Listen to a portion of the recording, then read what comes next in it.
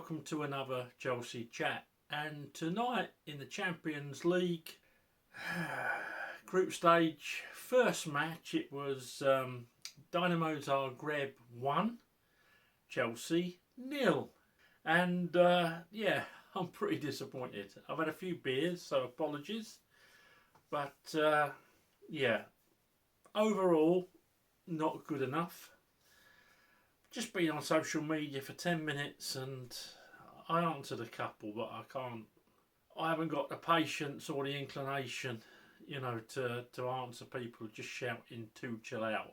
Now, tonight, first 15 minutes, we set up offensively. He had Mason Mount in. I'll go through the team. We had Kepa in goal. The much lauded Kepa. We had Reece James at right wing back. We had Ben Chilwell at left wing back. Just inside Reece we had Dave. Then we had Koulibaly and Fofana. In midfield we had Cover and Mason Mount. Obviously trying to be as offensive as possible and put them on the back foot early. In front of them we had Havertz and Sterling, and in front of them we had Aubameyang making his debut. So when I looked at social media earlier on, it was the team that everyone wanted. That was the team that everyone wanted. There were some people that wanted sort of Conor Gallagher in and Mount playing.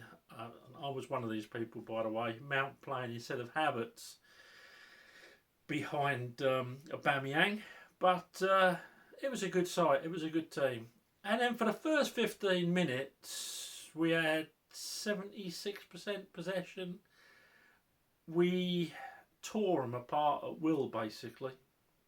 You could see they were pretty defensive and playing on the break, and we tore them apart at will. I don't know what's wrong with Aubameyang. Someone said on one of these social media sites tonight, or you could tell he was unfit. Why did Tuchel play him? Well, if he hadn't have played him or we'd lost, it would have been, why didn't you play Aubameyang if he was fit enough? Now, Aubameyang has been playing for Barcelona. He has gone through a pre-season training. He shouldn't be that unfit. Presumably, we've got doctors, physiologists who tell Tuchel how fit Aubameyang is, and then Tuchel will ask Aubameyang if he thinks he's fit enough. Now, his movement was decent on occasions, not so good on others. But my big problem with him was that twice he was through with a shot at goal. And if you're a number 9, whether you're playing up the park or whether you're playing the Champions League, you have a shot. You have a shot. You get a sight at goal, bang. That's what we've been lacking. And that's what we were still lacking tonight with Aubameyang up there. Because once the goal was gaping, it was asking to be hit, and he tried passing it to Sterling. And I honestly do not know what that was all about. I really don't. I really don't. Oh, by the way, I've seen people saying, why did we buy him back? His first game. I know I was disappointed in his performance, but his first game. So I said tonight, we should get rid of him. Why don't we get Costa in? Well, the reason we don't get Costa in is because his career was nearly ended with a really bad back injury. He's apparently, according to one of my friends who watches in Madrid a lot, lost 2, maybe 3 yards of pace. And yeah, he's always going to be a handful, but he's not the Diego Costa that played for Chelsea. So let's just get that one out of the way. So yeah, that was Aubameyang. So yeah, first 15 minutes we were all over them, and then they get a breakaway. And we're always talking about players needing to bed in and to get to know each other and know their sort of idiosyncrasies and how each other plays. Well, I don't know about you. A lot of you out there, like me, would have gone and done our coaching badges, and some of you played at a decent level and that, and some of you would just watch football and you know your stuff. But when there's two central defenders or two defenders, what generally happens if a ball gets pumped up to a player, if you think I'm wrong, this is what I was taught and this is what I've always taught and this is what I've told people in teams I've managed to do, right? I always say, right, the fastest of the two players goes to mark him or goes for the header. The slower one will immediately drop. The thinking being, if he gets the better of the fast guy in the first instance, the slow one slows him down or tackles him. But what he does do, he slows the guy down and gives the fast guy the chance to get back and take the ball off him. The ball got punted up and neither Koulibaly or Fofana went for it. Then all of a sudden they looked at each other. Koulibaly went to go, Fofana went to go, and what actually happened was the guy, I don't know if did he knock it on? I think he knocked it on, yeah. But they knocked it on and run onto it, yeah. But what happens is they got caught in no man's land. They got caught in absolute no man's land. And of course the guy's pacey, but Fofana's giving him a 5-yard start. And Koulibaly had gone, but too late. These are the sort of things where we say players need to play with each other. Oh, and they're both getting pelters, by the way. Both getting pelters. And it was a mistake. But that's what you're going to get from players playing their second game. Their second game together. I was joking when I wrote on one of these sites, do you think we ought to give Fofana 2 games before you want him sold? I was joking. But there's people tonight saying what a waste of money. His second game. I've called them cabbages, I've called them mushrooms. I'm just trying to think of something that's even smaller in brain capacity than a mushroom. It's got to be amoebas, isn't it? It's got to be amoebas. One-celled beings. I don't know what to make of our support base. But yeah, that so consequently then Zagreb could just get men behind the ball. In fact, we were lucky not to go 2-0 down because on the break again, and great save from Kepa, really making up for him going down so quick on that first goal. You make yourself big, you stand up. He practically he fell on his backside. You know, there'll be prostitutes that have gone on their back slower than Kepa did, and anyway, he made up for it later on with a superb save from a shot. And other than that, he didn't have much to do. It was defence against attack, but they wanted it more. And this is where Tuchel needs to really show whether he can manage or not. I hear people on about a Brighton manager and yeah, it's all right being a manager, being a coach that plays good football. But to get the best out of these people, which, to be fair, Tuchel normally has managed to do, they're highly paid prima donnas, a lot of them. Let's be honest, we love our players and we love our club, but a lot of them are highly paid prima donnas. Look at Bamiyang walking about with about 4 really rude security guards. It's just they live on a different planet, they really do. When you're on £100,000 a week, £250,000 a week, it's like Tyson, Mike Tyson. I watched an interview with him, and he said when he was coming up, he had no money or nothing, and he was really hungry, and he was knocking people down.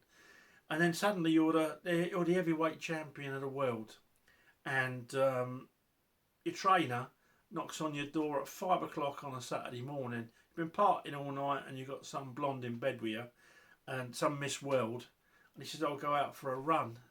And Tyson said that's the most half-hearted run you'll ever see, if in fact you do it. Well, some of these players, skillful though they are, I don't think they've got the actual drive, the actual bollocks, the actual mojo to compete with guys on 5% of their salary who want to win a game. Skillful guys who, for one reason or another, haven't gone to a top club, but are prepared to put a proper shift in.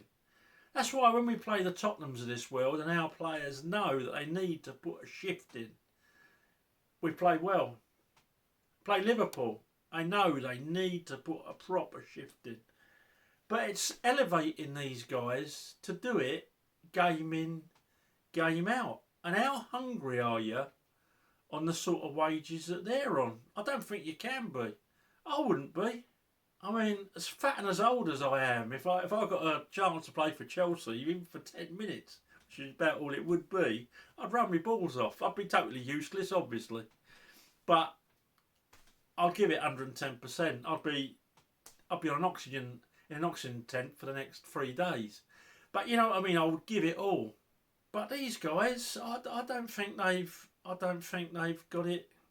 I don't think they've got it in them to do it regularly. And I don't know how you get around that. Some of the youngsters, like your Gallaghers and that, put a shift in. In fact, they tried too hard. They get slated for that, don't they? But there's too many out there tonight didn't put a shift in. That first 15 minutes, they thought they were going to walk it. They should have walked it. If we had a centre forward there, I think if Brozier had started the first half and Aubameyang had come on in the second, I think we'd have been 2-0 up. I do, honestly. Because I think, young lad, you just hit it, don't you? You hit and hope. And that's all that needed. At very worst, you make the goalkeeper work, you make him make a save. Very best, you score. But that's what it was. So now we see if Tuchel can manage that out of them. If he can't, then obviously he's brought these players in. They need these people calling for a change of manager, or for players to be dropped after one game of playing for the side, or players to be sold, or players not. They need to. Well, I don't know. I don't know where they're coming from. I honestly do not know where they're coming from. I try and be patient. I try and be nice. I try and be courteous. I always do in life. But some of them really push you, don't they? Because what's the point of getting rid of the manager now? He's just brought his players in. Todd Bowley, he just spent 270 million quid. Mark my words, if Tuchel isn't getting a song out of them by sort of first week in November, he'll be gone. People would have got their wish. And who do they bring in? Big Sam, Potless Poch, Graham Potter, good coach at Brighton. How do we know he can get a song out of these prima donnas? He's never had to. It's a totally different set of problems. And tonight, I think we just got outfought in every area. They defended.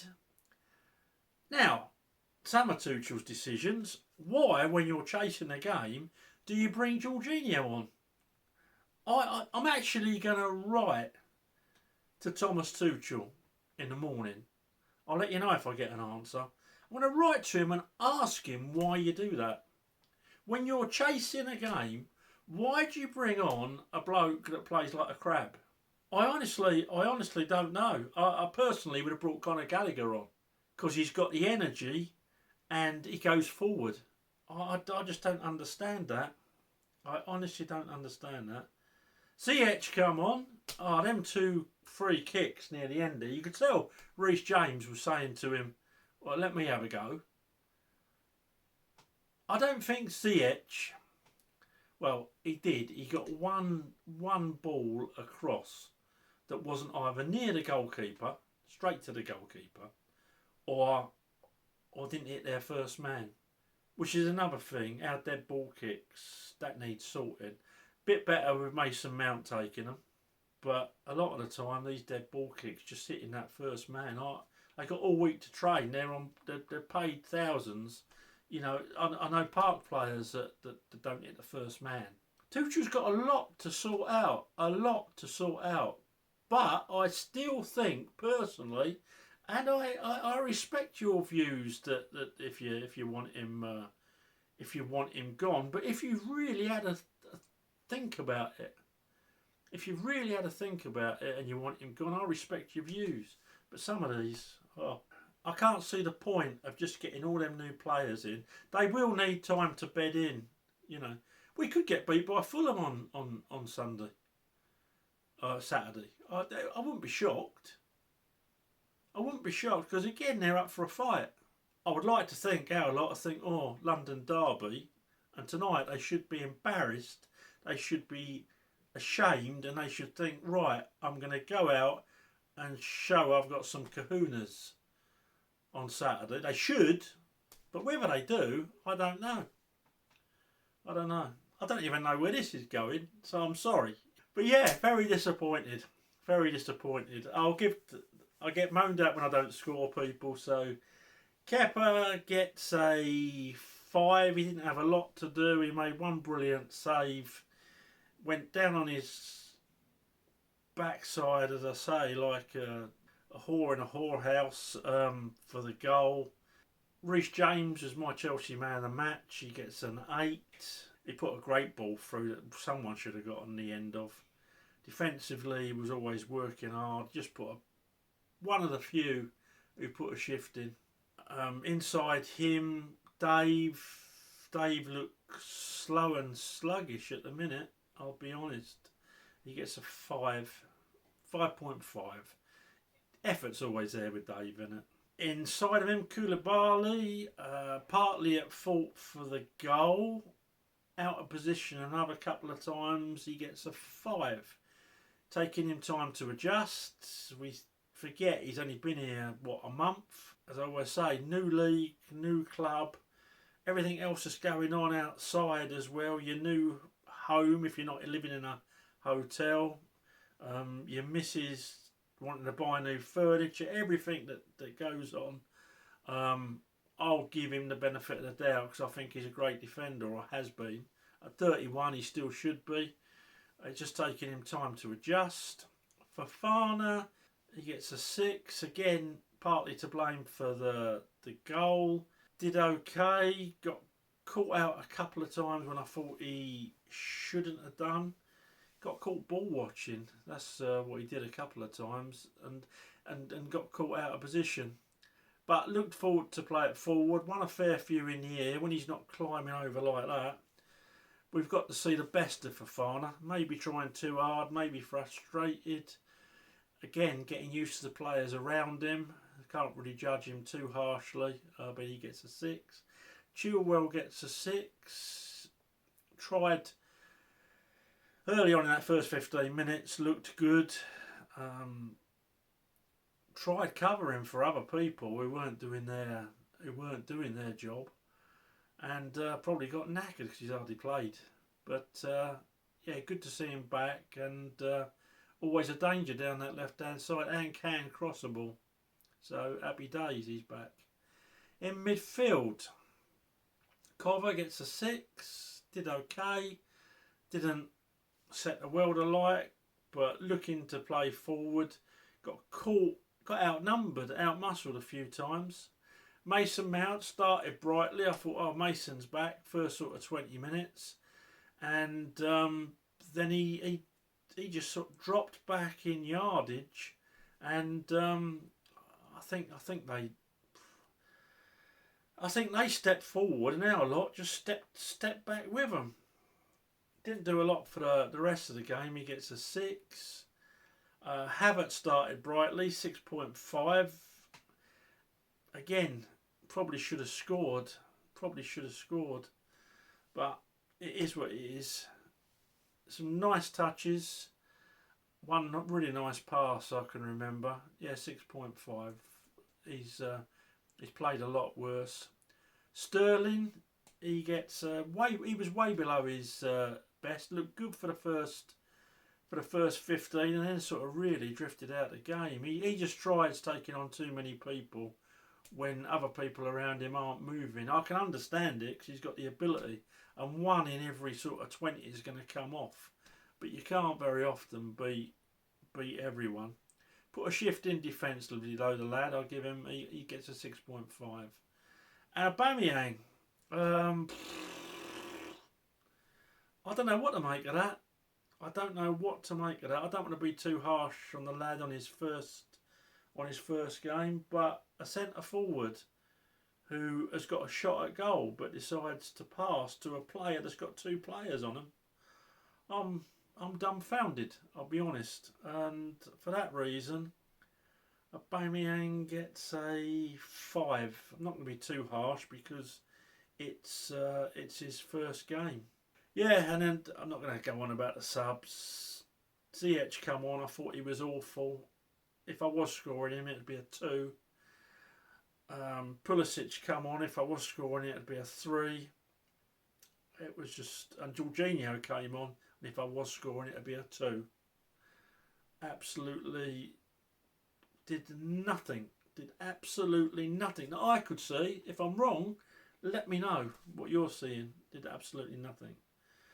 Tommy Tuchel gets a 4 because he didn't get them fired up enough. And at the end of the day, I know that's down to the players as well, more so the players. Professional pride. You've got to that height of playing for a club like Chelsea. You should be as proud of that badge as we are, and you should go out there and give 100%. A lot of them don't.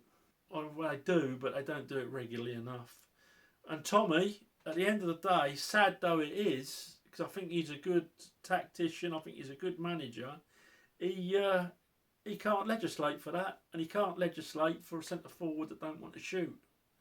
Or he can't legislate for a centre forward that can't shoot, and he can't legislate for two players, one an international of many years, who can't say to each other, when a ball's coming, I'll drop. And as soon as he says that, the other guy goes to the player that the ball's going to. Can't legislate for that, can they? Instead of that, they had a little dance-off. They had a little dance-off behind him. So he can't legislate for that. But what he does need to do, it's his job to make sure they are fired up. Or if they're not fired up, they're down the road with a development squad, and some of them development squad are up the road playing in that first team. Doesn't matter if a bloke's worth tuppence halfpenny or whether they're worth £100 million. If they're not cutting the mustard, they've got to be out the team. And it's as simple as that. Some of them need their feathers really ruffled, and they'll probably be on to their agent, and they'll probably be moaning to Bowley, and our lot, the amoeba will probably be saying, oh yeah, sack Tuchel. But at the end of the day, some of them players, they need to have a real good look at themselves in the mirror. They really do. They've let that badge down tonight, which is a no-go for me. Right, that's it. I'm not going to go on anymore because I could rant all night. But sorry for it not being my usual composed review, but that's what it is. We've got outfought on the night. Okay, hoping for better things against Fulham. Probably won't be answering too many of the amoeba. Thanks for the feedback. I will give a quiz result as well this before the end of the week. Thanks to all those who entered. Please subscribe to the channel. Please throw the video a like, and up to Chelsea.